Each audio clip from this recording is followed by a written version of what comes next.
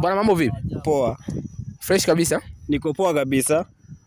Brother, kuna swali kidogo nataka nikuulize. Ndio, niulize tu bila wasiwasi. Una mchumba? Mchumba sina. Ushawahi kuingia kwenye mahusiano?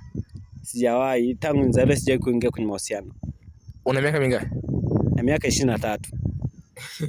23 hujawahi kuingia kwenye mahusiano? Yeah, sijawahi kuingia kwenye mahusiano.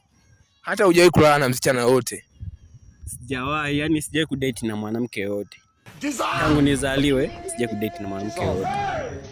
Ulishawahi kupima labda ukimwi VVU? Siwezi nikapima ukimwi kwa sababu sina mchumba, sijawahi kudate na mwanamke yote. Kwa hata naanzaje kupima ukimwi wa kazi gani? Uko serious sasa, hujawahi kudate na mwanamke yote? Nipo serious na akili zangu mwenyewe. Nipo serious, sijawahi kudate na mwanamke yote.